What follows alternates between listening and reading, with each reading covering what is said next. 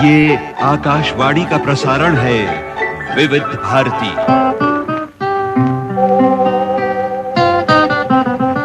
भारतीय सिनेमा के नक्षत्र।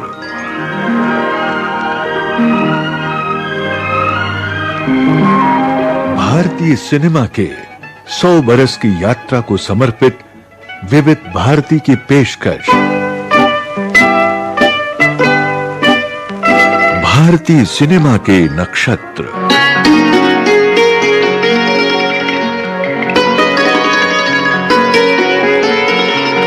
भारतीय सिनेमा के नक्षत्र इस श्रृंखला में आज प्रस्तुत है प्रसिद्ध निर्माता निर्देशक चेतन आनंद पर केंद्रित कार्यक्रम। तेरे साथ मेरी वफा,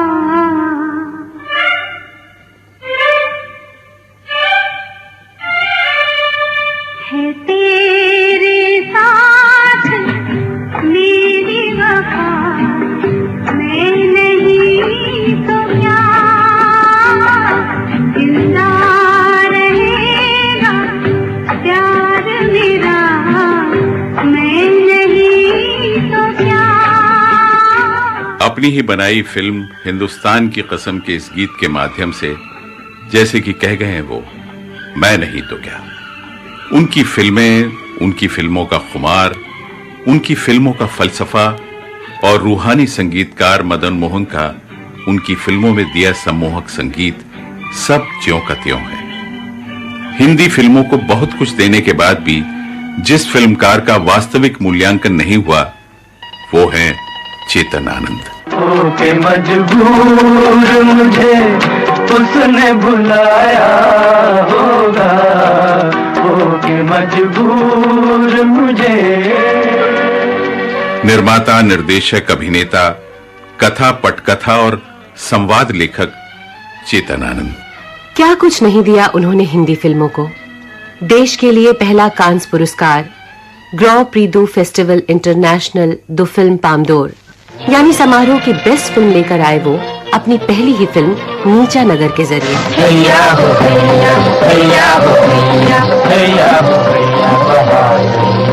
इस फिल्म के साथ भारत रत्न से नवाजी गई शख्सियत पंडित रविशंकर के संगीत को फिल्मी धारा से चेतन आनंद ने ही जोड़ा। बॉलीवुड कही जाने वाली फिल्म नगरी में समांतर सिनेमा कही जाने वाली धारा का सूत्रपात भी इसी फिल्म नीचा नगर से हुआ। यानी चेतन आनंद को पैरेलल यानी समांतर, कला और रियलिस्टिक सिनेमा का जनक भी कहा जा सकता है। देश की पहली और अब तक की सबसे यादगार वॉर मूवी हकीकत उन्होंने ही साकार की। कर चले हम फिदा जानो तन साथियों, अब तुम्हारे हवाले वतन साथियों।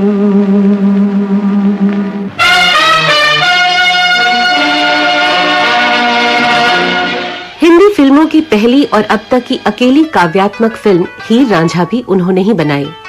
इस फिल्म के संवाद काव्यात्मक यानी छंद या तुकबंदी में थे, जिन्हें कैफी आजमी के साथ खुद चेतन आनंद ने रचा था। उन्होंने ही राजेश खन्ना, विजय आनंद, कामिनी कौशल, प्रिया राजवंश, अमजद खान जैसे कलाकारों को फिल्मी पर्दे पर सबसे पहले प्रस्तुत किया। चेतन आनंद के साथ एक और नायाब उपलब्धि जुड़ सकती थी, और यदि ऐसा हो पाता तो हिंदी फिल्मों का जब जब इतिहास लिखा जाता चेतन आनंद का नाम उसमें सबसे ऊपर होता।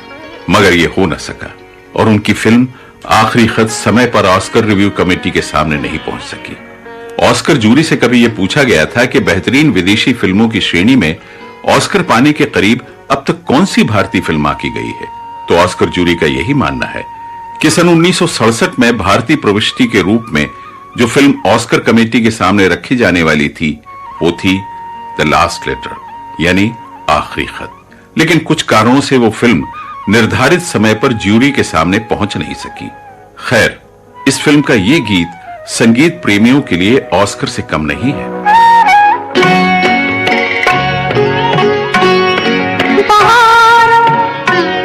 मेरा जीवन भी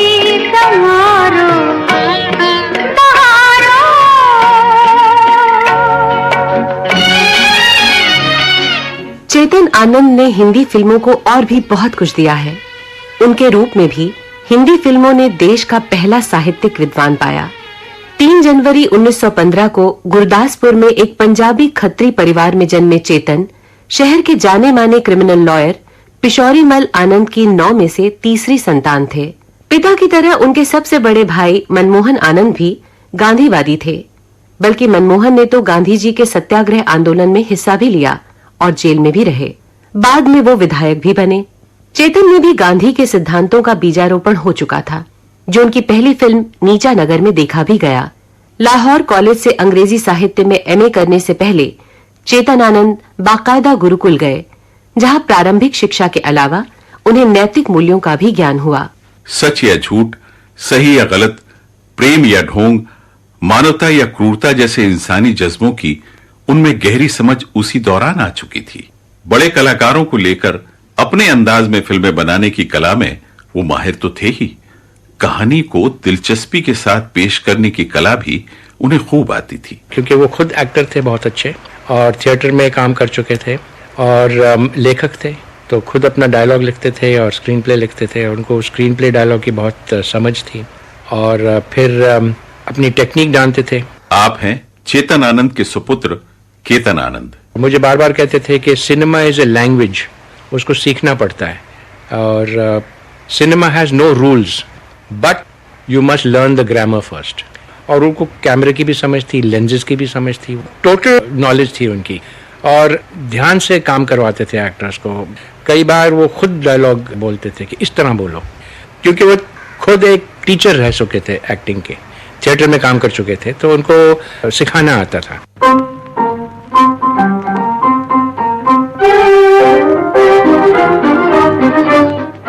पहाड़, वादियां, फिजाएं उन्हें शूटिंग के लिए खींचती रहीं, और उन्हें शानदार और सदाबहार गीत फिल्माने का बहाना मिलता रहा। पहाड़ों से उनका ऐसा लगाव था कि वो फिल्म नगरी आना ही नहीं चाहते थे। कुछ समय तक दिल्ली में ऑल इंडिया रेडियो से जुड़ने के बाद वो अपने प्रिय स्थल देहरादून मसूरी में बस गए थे, और दून स्कूल में अंग्रेजी, हिंदी, नाट्यशास्त्र और अपने पसंदीदा खेल टेनिस का अध्यापन करने लगे थे। खाली समय में वो नाटक और कथाएं लिखते। वहीं उन्होंने एक खुला मंच भी बना लिया था। यहीं उनकी मुलाकात हुई अपने जीवन रंगमंच की पहली संगिनी उमा चैटर्जी से, जिनसे उन्होंने 1943 में विवाह किया, और उमा चैटर्जी उमा आनंद के नाम से नीचा नगर जैसी फिल्मों में अभिनेत्री के रूप में आईं। अपनी लिखी कहानियों को वो फणी मजूमदार और किशोर साहू जैसे फिल्म मेकर्स के पास भेजते रहते। छुट्टियों में चेतन आनंद मुंबई भी आ जाते। यहाँ वो पृथ्वी थिएटर से तो जुड़े ही, साथ में इंडियन पीपल्स थिएटर एसोसिएशन यानी इप्टा की गतिविधियों में भी शामिल हो गए। साहित्यिक सांस्कृतिक जगत में भी उनकी अच्छी पैठ हो गई थी। फणी मजूमदार उनमें एक संभावित अभिनेता देख रहे थे। उन्हें और नरगिस को लेकर फिल्म की घोषणा भी कर चुके थे, पर यह फिल्म कभी बन नहीं सकी। इप्टा के इसी प्रगतिवादी समूह के बीच उन्होंने कैफी आजमी जैसे मित्र भी पाए। फिल्म नीचा नगर में उन्होंने अपने मित्र की पुत्री उमा कश्यप को फिल्मी नाम कामनी कौशल देकर प्रस्तुत किया। बड़े भाई मनमोहन के भी 2 गीत फिल्में रखे। उनकी पहली फिल्म अंतरराष्ट्रीय पुरस्कार पाने में सफल रही। My first film was नीचा नगर, 1946. आप हैं अभिनेत्री कामनी कौशल। It was directed by Chetan Anand, और उसमें संगीत दिया था no less than Pandit Ravishankar. What a start! I was really lucky. Screen पर मेरा पहला गाना नन्ही सोना नाना अब रोना,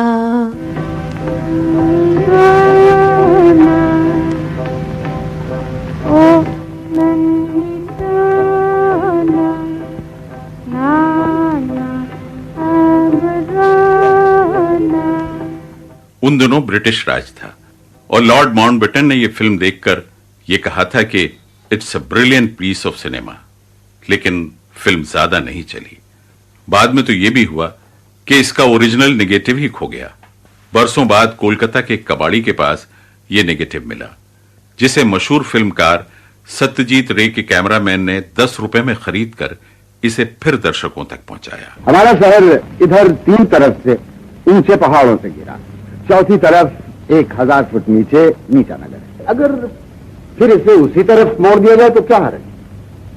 मेरे इंजीनियर कहते हैं कि रास्ता साफ करने में 6 महीने से कम नहीं लगेंगे।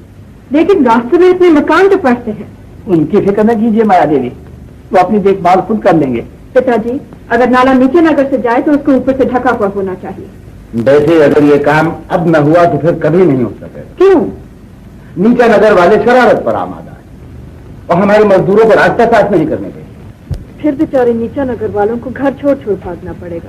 सन 1949 में उनके छोटे भाई देव आनंद ने उनके साथ मिलकर स्थापना की नवकेतन की। 1949 में नवकेतन पैदा हुआ अफसर के साथ, तो चेतन साहब ने बनाया था। मन मोर हुआ मतवाला, किसने जादू डाला रे, किसने जादू डाला। बैनर का नाम नवकेतन असल में चेतन आनंद के नवजात बेटे केतन के नाम पर रखा गया।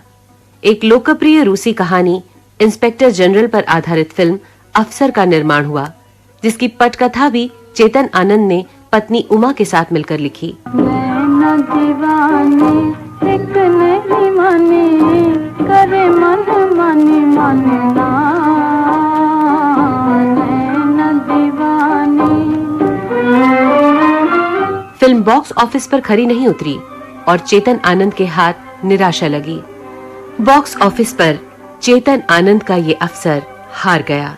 चेतन आनंद ने फिल्मों में पहली कामयाबी का स्वाद चखा फिल्म टैक्सी ड्राइवर से। जाए तो जाए कहाँ, समझेगा कौन यहाँ, दर्द भरे दिल की जुबान, जाए तो जाए कहाँ। फिल्म टैक्सी ड्राइवर उन्होंने अपनी पत्नी और छोटे भाई विजय आनंद के साथ मिलकर लिखी थी। विजय उन दिनों सेंट जेवियर कॉलेज की गतिविधियों में बढ़-चढ़ कर हिस्सा लेते थे और नए-नए विचारों से भरे हुए थे। विजय आनंद इसी फिल्म से कथा, पटकथा और संवाद लेखक के रूप में उभरे। फिल्म टैक्सी ड्राइवर के सेट पर ही देव आनंद ने कल्पना कार्तिक के साथ ब्याह किया था।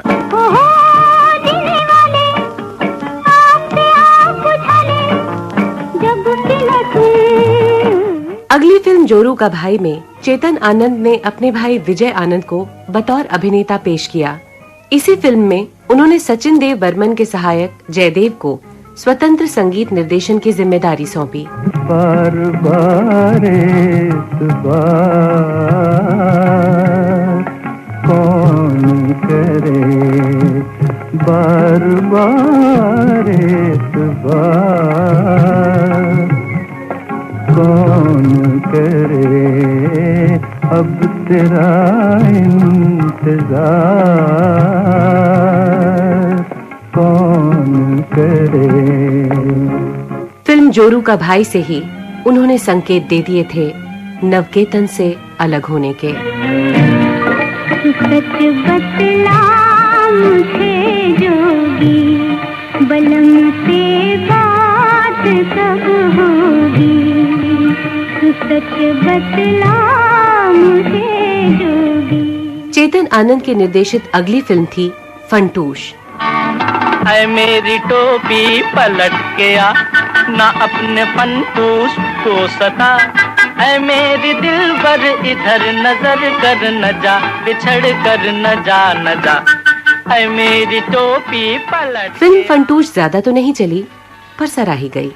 सन 1957 की फिल्म अंजलि के साथ उन्होंने खुद को अभिनेता के रूप में भी प्रस्तुत किया और जिस किसी फिल्म समीक्षक ने ये फिल्म देखी है उनका मानना है कि तीनों भाइयों में चेतन सबसे ज्यादा सक्षम अभिनेता थे।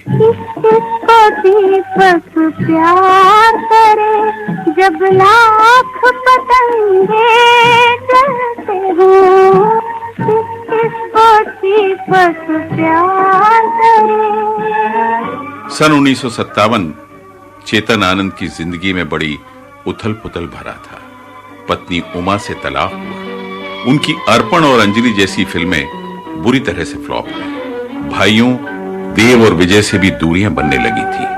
फिल्म किनारे किनारे में तो ये गीत जैसे उन्होंने अपनी स्वयं की आपबीती को समर्पित किया है। तेरी रहमत चुप रही, मैं रोते रोते मर गया, देख ली तेरी खुदाई।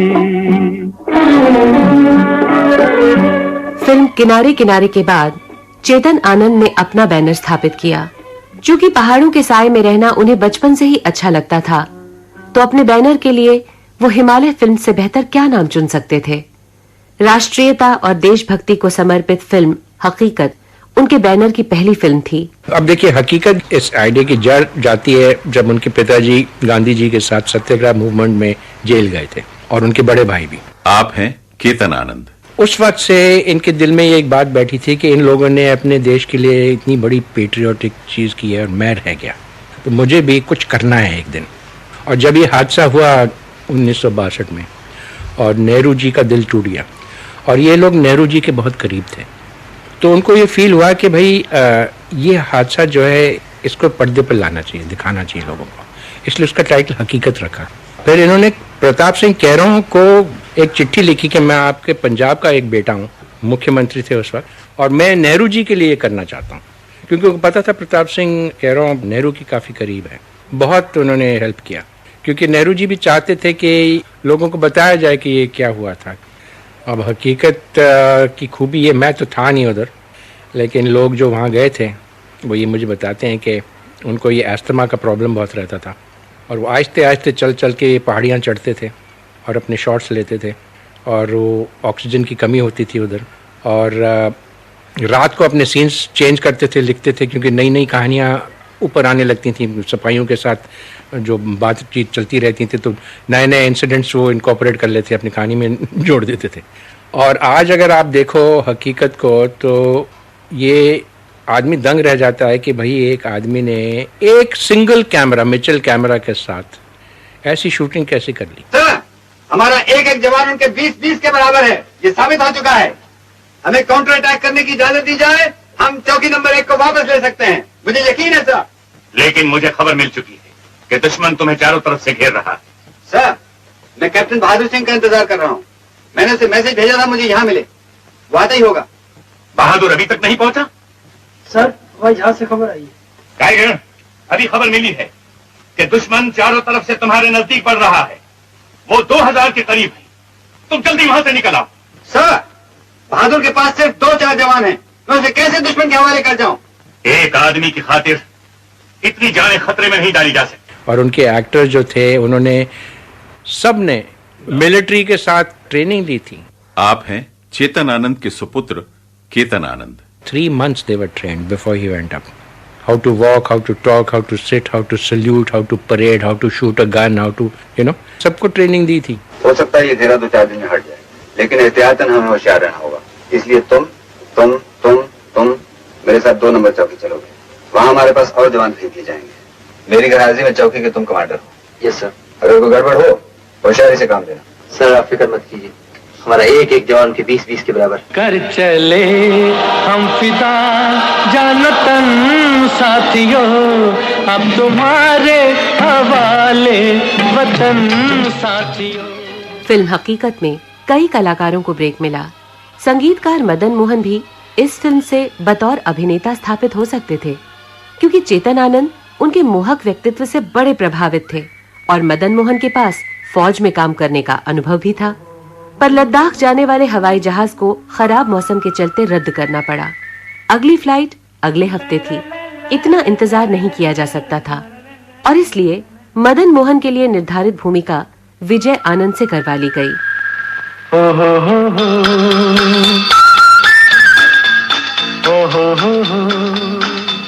चेतन आनंद की फिल्मों में उनकी आखिरी फिल्म तक नज़मों का दौर बना रहा। फिल्म आखिरी खत में 2 नज़में थीं। ये फिल्म बॉलीवुड की जुबान में क्विकी थी। 1.5 साल के मास्टर बंटी को मुंबई की सड़कों पर खुला छोड़ दिया गया, और सिनेमेटोग्राफर जाल मिस्त्री उसे अपने कैमरे में कैद करते चले गए।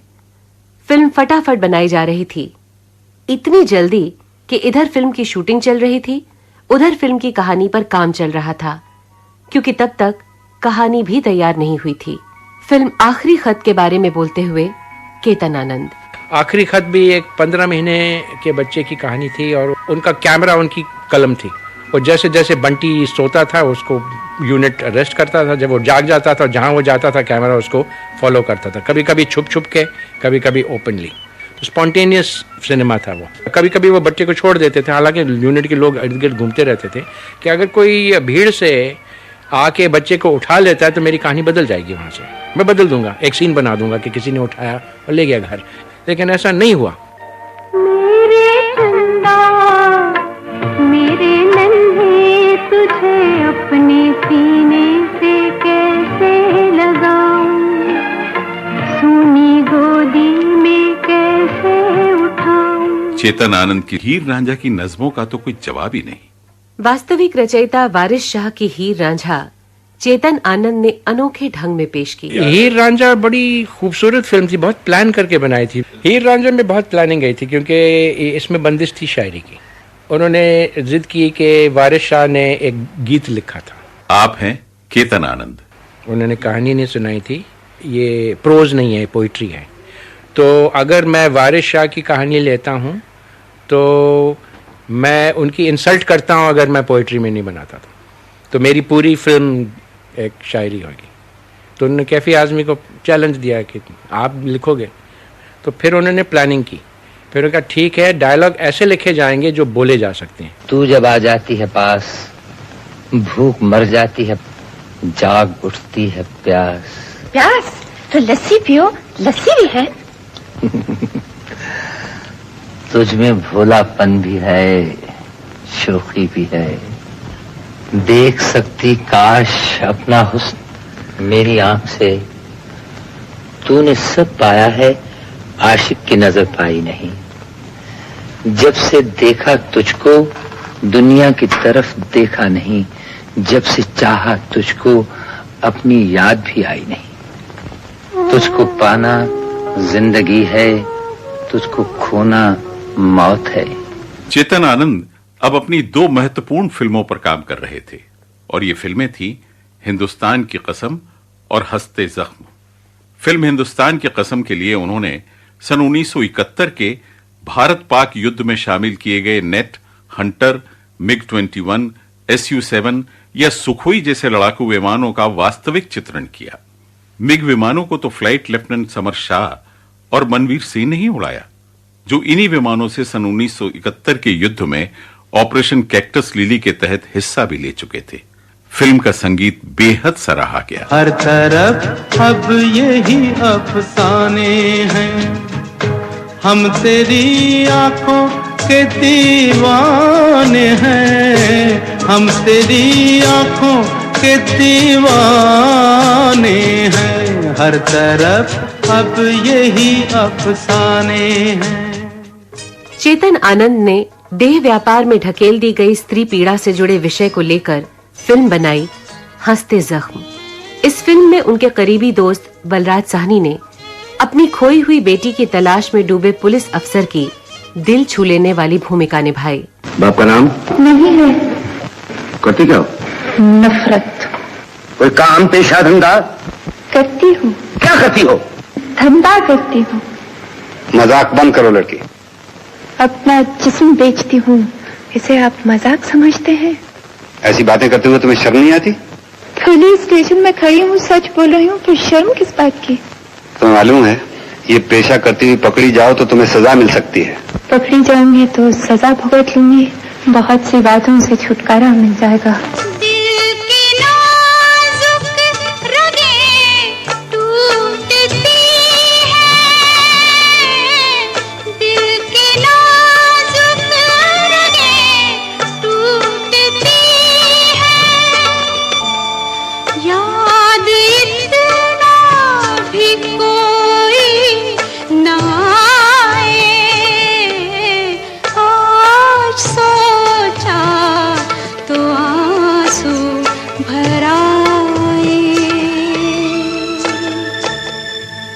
इस बीच चेतन आनंद के पहले बैनर नवकेतन के 25 वर्ष पूरे हो गए थे और भाइयों ने निर्णय लिया कि बड़े भाई चेतन फिर इस बैनर के लिए फिल्में बनाए।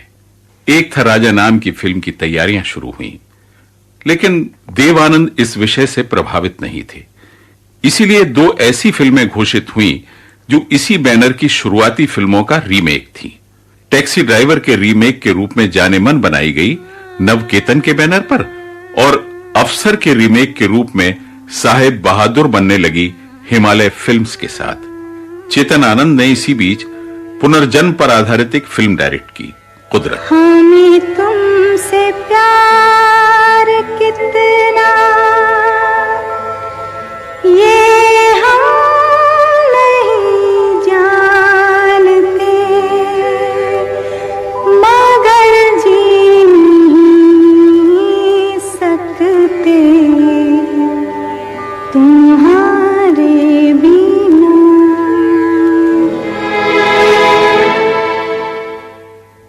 हम रहे न हम और हाथों की लकीरें भी उन्होंने ही बनाई, लेकिन ये फिल्में चली नहीं। तेजी से फैलते टीवी पर्दे के लिए भी उन्होंने अपने मनपसंद विषय सरहद और राष्ट्र प्रेम पर आधारित धारावाहिक परमवीर चक्र बनाया। बस इसके बाद वो सक्रिय निर्माण से हट गए। इस धारावाहिक के अलावा उन्होंने 19 फिल्में निर्देशित की, 9 फिल्मों की कहानी से जुड़े, 7 में अभिनय भी किया और 3 खुद प्रोड्यूस की।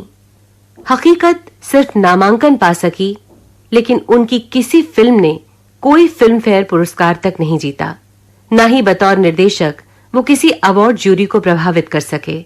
अपने भाइयों और इन्हीं की देखा देखी बाकी लोगों के बीच भाई जी के रूप में लोकप्रिय चेतन आनंद ने 6 जुलाई 1997 को आखिरी सांस ली और छोड़ गए अपनी यादगार फिल्मों की सौगात, जिन्हें देख सभी ये कहते हैं, तुम जो मिल गए हो तो ये लगता है कि जहां मिल गया।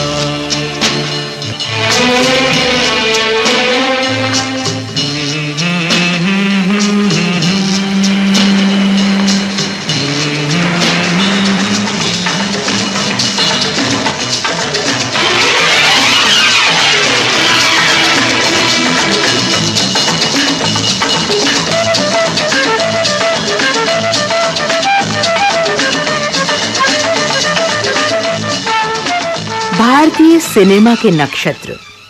आप सुन रहे थे प्रसिद्ध निर्माता निर्देशक चेतन आनंद पर केंद्रित कार्यक्रम। शोध और आलेख रविराज प्रणामी, निवेदक राजीव वर्मा और प्रतिभा शर्मा, ध्वनि संपादन Kamal Sharma, technical support Dilip Kulkarni, executive producer Manisha Jain, producer Kamal Sharma.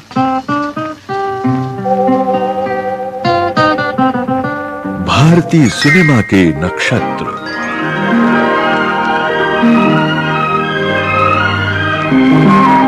भारतीय सिनेमा के 100 बरस की यात्रा को समर्पित विविध भारती की पेशकश। भारतीय सिनेमा के नक्षत्र।